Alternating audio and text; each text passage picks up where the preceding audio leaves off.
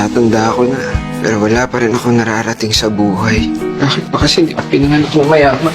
Nagpayaman ka hanggang mabili mo lahat ng gusto mo. Paano kung hanggang dito na lang ako? Paano kung nakatadhana na ako maging pangkaraniwan? Ano kung hindi? Ano kung hindi?